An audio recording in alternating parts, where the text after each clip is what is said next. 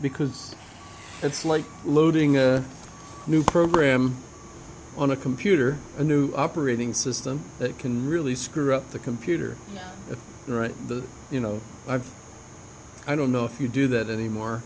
Years ago, we kept getting like viruses we used to keep getting new operating systems as they improved them, and you want to improve your computer, but sometimes the computer needed to be improved in order for the new operating system to work on it. You had to have more RAM and more hard drive space, and so I frequently ended up wanting to upgrade and discovered that the machine was too passe, even though it was maybe only a year old or something. Yeah, I feel like we're still constantly improving technology. I feel like that still stands true. Even like with my camera equipment and stuff.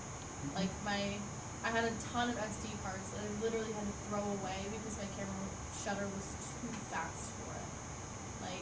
So that was a waste of money, but Well, like this, I've had a couple students that are absolutely appalled at how old that is. I remember using those when I was in 5th grade.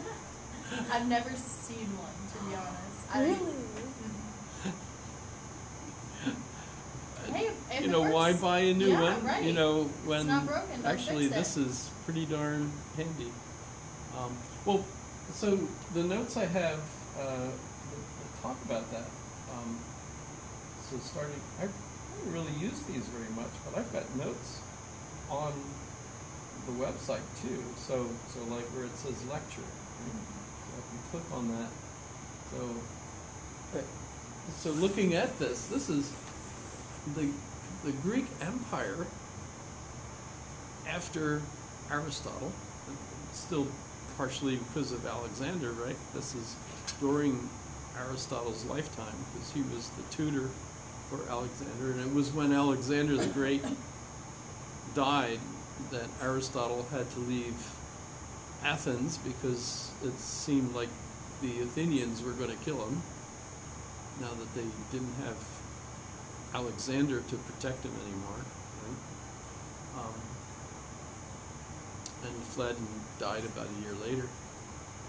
But the Greek Empire, because of Alexander's success, joined a lot of other cultural groups into one empire, right? Very much like the U.S. and any empire, really. And you end up having these cultural stresses that result from that pluralism, right? And you've got these people believe that, these people believe this, and by the way, one of the I think of it as hilarious, is there was a time when Alexander came to a party in Persia. He's the emperor, right? He comes to the party dressed up the way the Persians would dress up, and his men were upset with him because he's dressed up in feathers, and it looked, too un-Greek to them. And so, and Alexander's trying to explain, well, but I want them all to feel, like we accept them, for the way they are and everything. And Alexander also encouraged his men to intermarry, which, they didn't have their wives with them, or they didn't have wives, because they had marched off from Greece, and here they are in Persia. But so he's trying to do very much what we argue for in this country, and that is to accept other people and enjoy the differences. We're richer because of the mixture of differences. And there's argument, by the way, that his attitude towards that, which was relatively progressive, came from Aristotle. And yet when you study Aristotle, you get the impression that he thinks only the Greeks are worthy, of true knowledge, and the barbarian, and that's where the word comes from. Barbari means foreigners in Greek. Right? So they're unacceptable, basically, right? So who knows where Alexander got the idea for it? But so when we think about the nature of conquerors and how they can deal with this kind of pluralism, there's three logical basic ways that they could deal with it. They can be totalitarian, and that's where the emperor imposes a particular cultural point of view on everybody. And we might say, Hitler was probably a good example of that, where he wanted to not only enforce a particular cultural point of view, but he also wanted to kill those that he didn't think acceptable, as we know. But totalitarian. Everybody has to have the same culture and values. Kill or be converted, basically. And then there's a second possibility, and that's the tribal one, where you allow them to coexist. You allow all the different groups to coexist with one another. Sort of the peaceful coexistence. And we can see that in lots of places. India, for example, of course, that causes conflicts, and if you're aware of the way India's politics goes, hasn't ever really settled. There's horrific social upheavals in various places. They broke apart from what became Pakistan in one attempt to resolve that by saying, okay, all the Muslims move to Pakistan and all the Hindus stay in India. But of course that didn't actually work, right? Etc. Kind of like gypsies. There's like different types Gypsies of are gypsies, and like the Rohingya in Mali. No, not Mali. Boy, I know the answer to this. It's in Asia, not in Africa. Well, but, even yeah, like but American that's the same. gypsies, there's like different. They coexist, but they hate each other, and it's like they can't marry outside of their gypsy culture, but they all. And if they do, it's like this huge, like, I don't know what to call it. I don't know. There was a TV show on TLC about it. And I think it was called, like, My American Gypsy Wedding. And it was all about gypsies and, like, their big extravagant weddings. Yeah, and, like, they, like, talked about that a lot, about the conflicts. It reminded me a lot of, like, the tribal. That they consider each other as evil, but they coexist. They accept about and talk about each other's cultures, and they're very similar, but there's just one thing that defines each group, and they don't go outside of it. I don't know. Well, there's a comic where there's two warring armies that look almost exactly like one another, and in fact they do. But the one side is saying, remember, until they give up their duck god and join our rabbit god, they're not, going to live, And Yeah. of course, the other side, when you look at the flags, they're actually exactly the same. It's just that the one group is thinking that their flag is a rabbit, and the other one thinks it's a duck. But they're exactly the same. So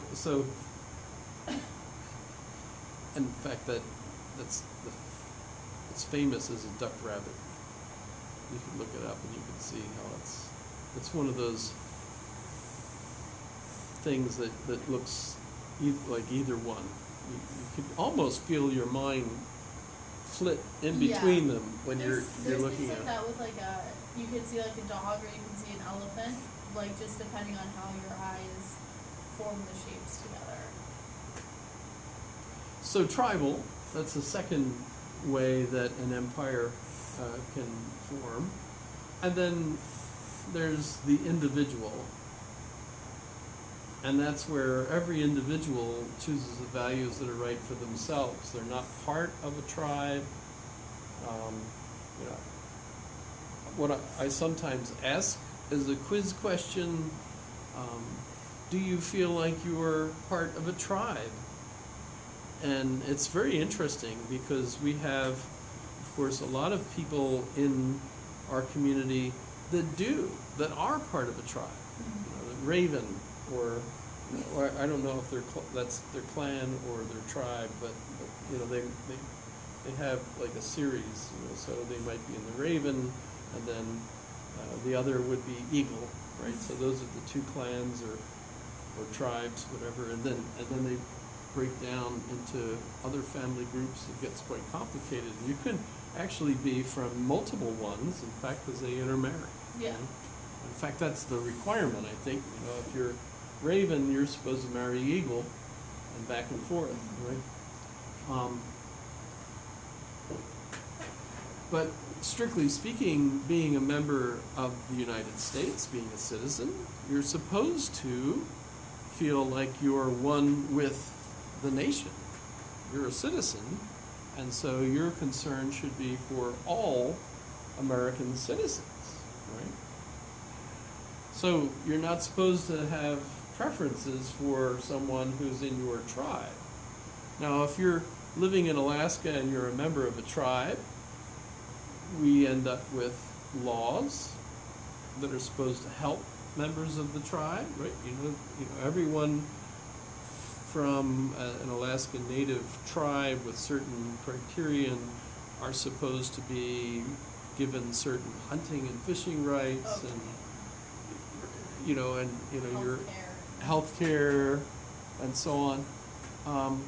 Well, every law we make that's supposed to be protective of the tribe is an infringement on your rights to have the same benefit if you're not a member of the tribe. So, strictly speaking, from the point of view of a collective United States, all citizens, we the people, you're not supposed to have beneficiaries of particular laws that are limited to a particular group.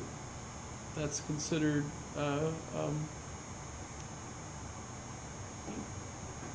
illegal, right? And in fact, a lot of the laws that they were trying to put in effect for Alaskans, like every contract that they get, at least so many percent has to be native, before the government can award them the contract.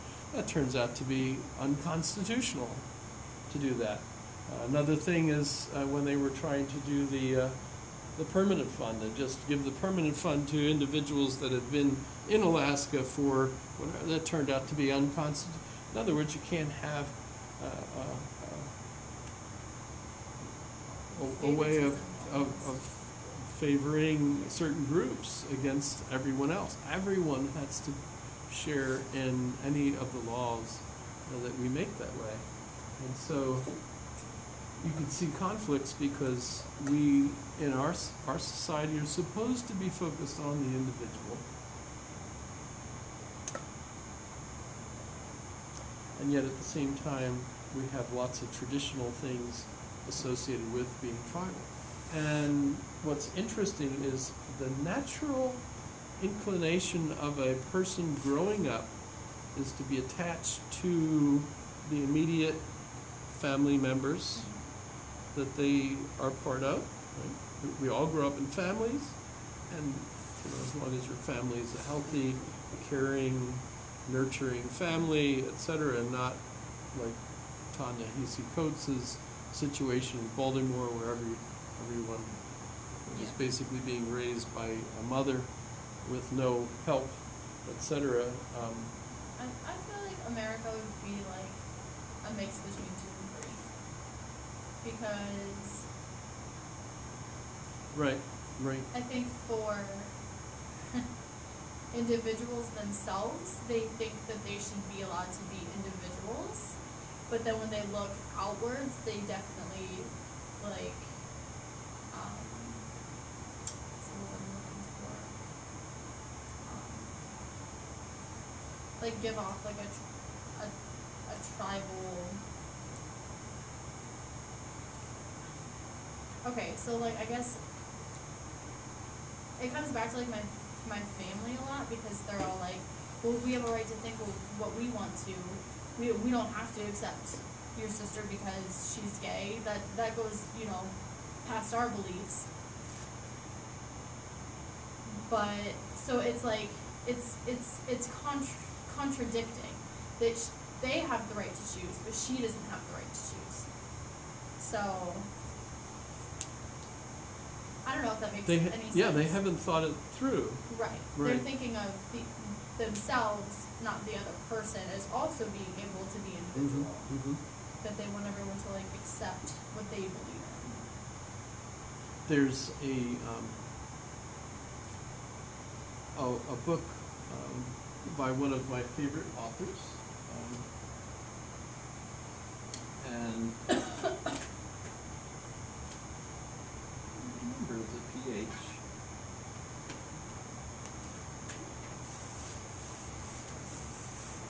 So actually two books. The first one that he wrote on this topic was The Better Angels of Our Nature. He has really great hair, by the way. He's a Harvard psychologist, and he's also married to a philosopher, Rebecca Goldstein.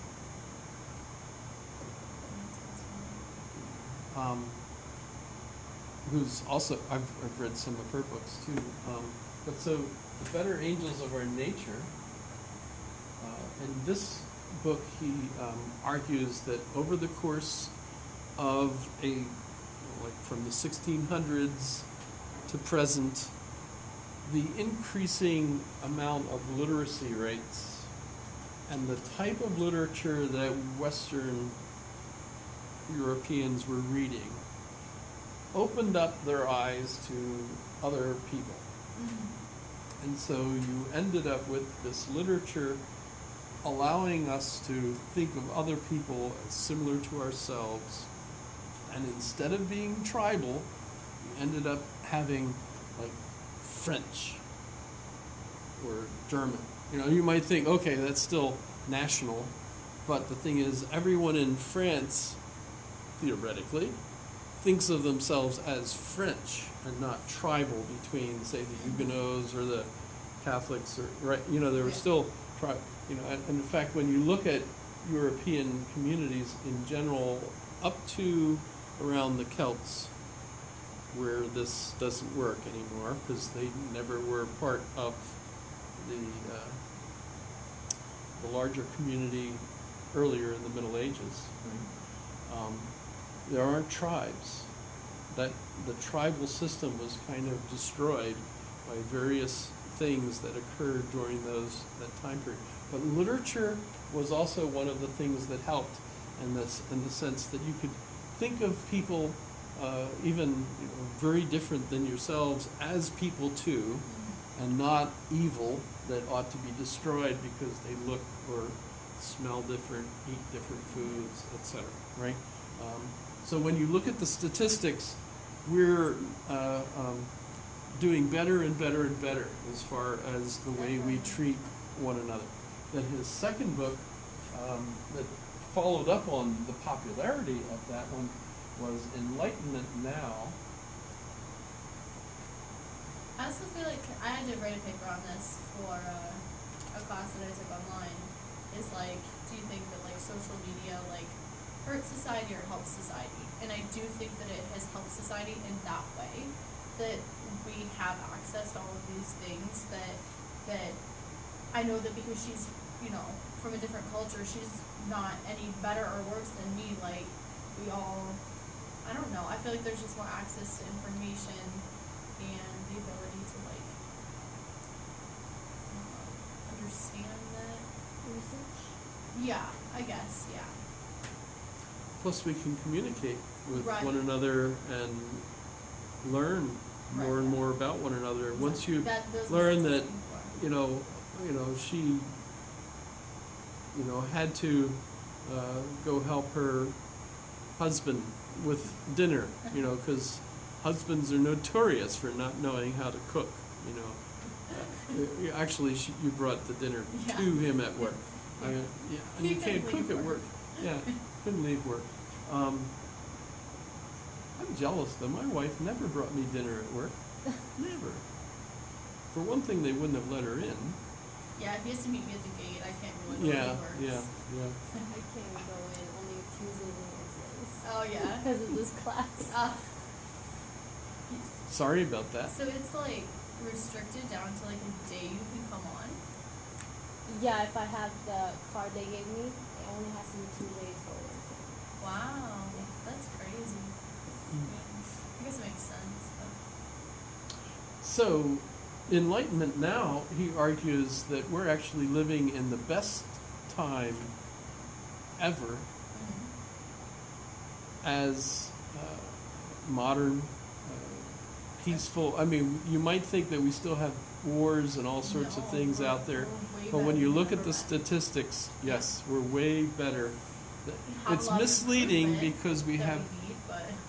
Well, it's misleading because we see in the news all the bad things, and that makes you feel like things are worse. Yeah.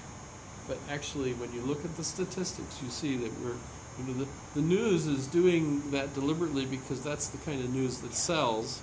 But we're all looking at the same horrible thing that happened in one particular place in the United States, in one mall, where some guy went crazy with a gun. Yeah. That's terrible, but it doesn't mean that you have to worry about going to your local mall. And not only that, but like that's where social media can be bad. Is because all of those things happened before social media. We just didn't know about them because we did not have a way to communicate. It wasn't the touch of a share button, and now all 5,000 people on your friends list now have access to that information. Well, I think there is an issue though, and that is that there's a lot of copycat things. Definitely. Because they They see it in the media, idolize, and then they feel like, hey, I want to I wanna be one famous. more. Yeah. I want to kill more people than so and so did. Definitely. I want to be more famous,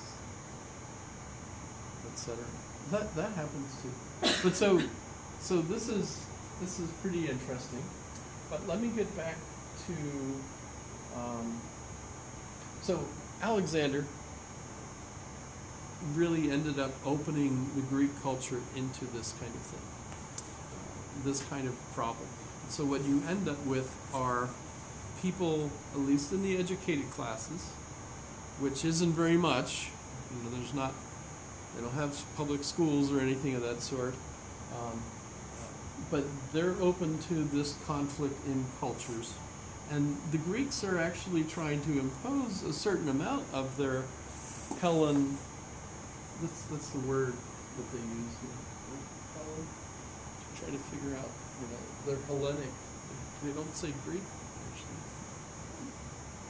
And it doesn't come from Helen, who's the woman that they launched the ships to go attack Troy. I tried that. That's not the answer. So I don't know. Okay. I wonder if this is going to come. Aristotle. I do need to go to the bathroom. I'm curious. Actually, do you know where it is? It's right outside the door. It says it.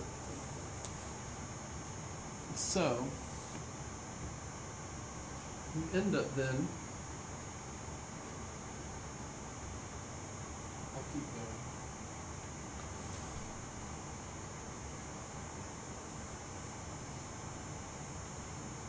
So at this point we've got Aristotelians that there's not very many of, and there's Platonists among the educated Greeks.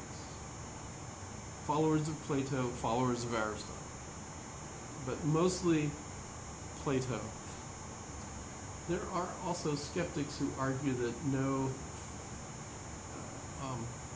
meta-narrative is believable, that nothing can be known with certainty. So that remains with us. We still have skeptics today. And a certain amount of skepticism is considered good because you don't want to be bamboozled by charlatans teaching you something that's false. Yeah. Right? But so, what we are moving on to then now are what are referred to as the post-Aristotelians. So Aristotle's dead, and what comes next? So what's the philosophies available during the end of the Greek Empire and then moving into the Roman Empire? Right? And we call them post-Aristotelians because they're after Aristotle. And I'd like to actually line them up. I have them here. Epicurus is one. Besides the skeptics, we still have skeptics, but we also have Epicurus, Epictetus, and we have the Stoics. And we'll look at Marcus Aurelius as a Stoic, and Neoplatonism. And that leads us into Christianity. So let me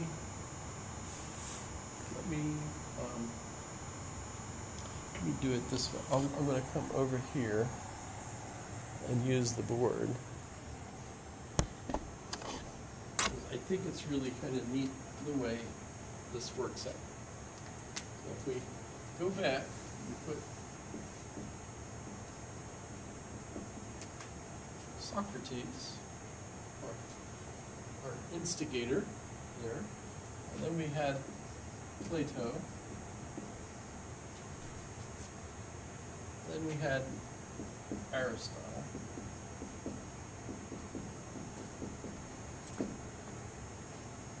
And then when we look at the whole group that come after this, we start off with the Cynics. Cynics is interesting. There's a most famous cynic, I suppose, is Diogenes. I can show you stuff on Diogenes.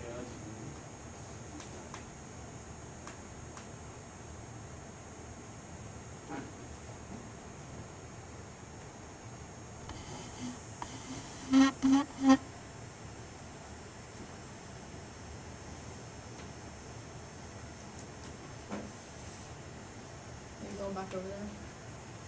Yeah, I'm coming back over here. Sorry. I turned your Oh, you did. Thank you. So Diogenes, we could look. See, Diogenes. That's a good. Wikipedia does a great job on it. But he's the cynic, a cynic, and cynic is the Greek word for dog. We even use that when we talk about canine. We pronounce the C hard. Canine. Yeah, means dog. So that's the same root. But it's the dog philosophy. And the idea is that if you look at dogs, they don't look worried. Unless they're really upset because, somebody's trying to get into my yard, or something. Yeah. But basically, dogs are kind of happy, just sitting around, lounging around. They don't have to work. Yeah. Well, there are working dogs, I could argue with all this stuff about, because there are working dogs and dogs. But they're happy to do it. Yeah, so the idea is dogs are happy just as they are. So a cynic, someone who's a cynic, is avoiding the stress of this kind of pluralism by saying, heck with everything, I'm just going to be myself and not worry and not work, not worry about a mortgage, not worry about family, just beg for food, basically. So like Diogenes and the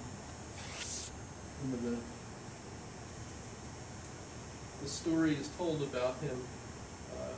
Didn't have a house; he lived in a barrel, as you can see. And he's got a lantern, and the idea is that he walks around with the lantern in daylight, and everybody's wondering, what are you doing? He says, I'm looking for an honest man. So he was philosophical, I guess, but he's basically a bum.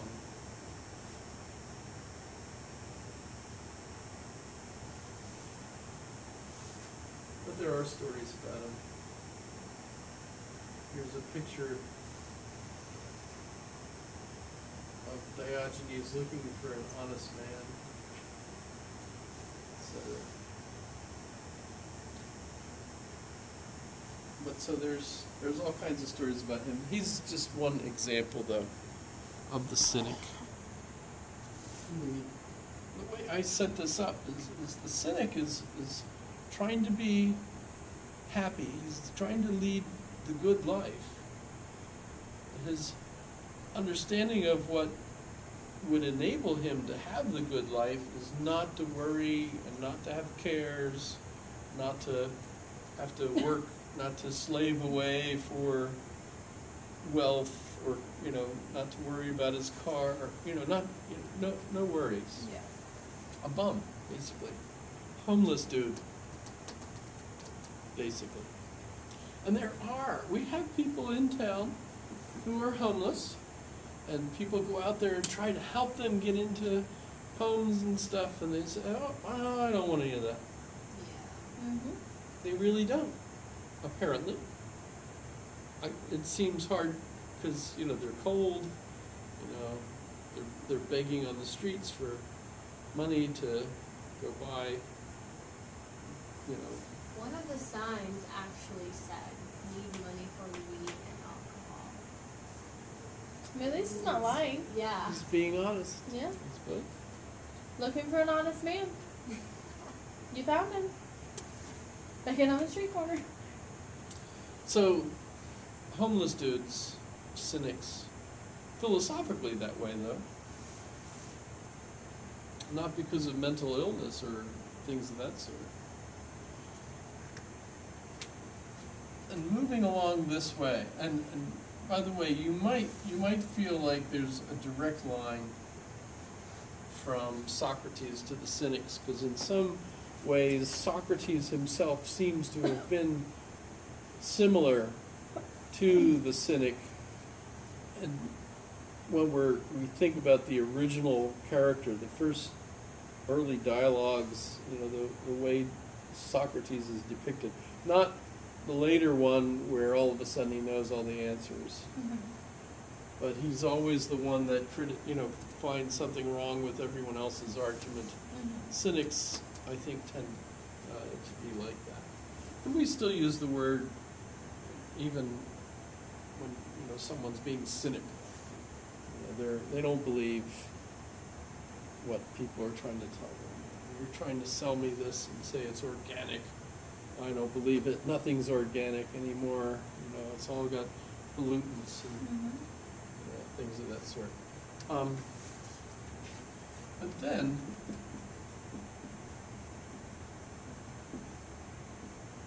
you have Epicurus, and his philosophy ends up being called Epicurean. There are lots of folks that are referred to as Epicurean. The puzzle, though, is that when we look at Epicurus's writings, many of those who think of themselves as Epicurean today are not even close to what Epicurus really stood for. And I think there's more of a direct line here from Aristotle, because Aristotle, remember, says that I put my map up, and the idea that Aristotle gives us is that to experience eudaimonia, which is flourishing, it's got to be individual flourishing. You're not going to be able to create a society where everyone's going to be happy, but at least if the society is good enough, you could have some members of the community that are individually flourishing. Uh-huh. And they're going to like different things. So if you watch the football game and the Chiefs won, you can see there's two teams full of flourishing people. And as you were talking about the halftime show, that's pretty clear that those stars are flourishing. Mm-hmm. Especially as you mentioned, one was 50, the other one was 40 something.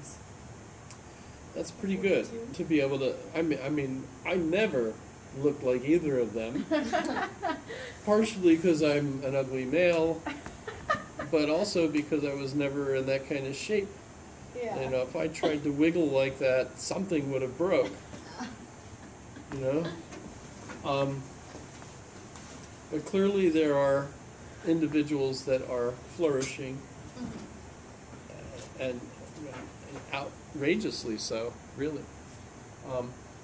But if you're trying to live a life of flourishing, what kind of life would it be? And Epicurus argues for what, in a sense, is, I would compare it to the bush life. You know, in Alaska, the families that want to live out in their own cabin in the woods, they go out, they build the cabin, The grid. they build their own garden, they do their own hunting and fishing and maybe basket weaving and berry picking, and raise their kids in the cabin rather than taking them to a public school because they want to have total control over their kids' inculcation into the education. So if you call it bush, the bush mindset, that's Epicurus, because he lived in what he called the garden. In fact, we have that in my notes.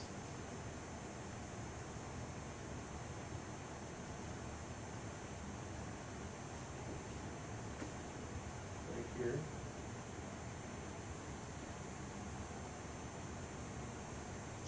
And happiness is an escape from trouble.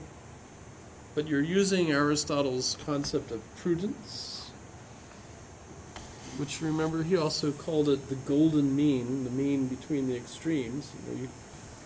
How do you know how much pizza to eat? Well, you eat this much, but this would be too much. You would be a glutton, or not feel good, or get fat, or not this much, because then you're still going to be hungry. Yeah.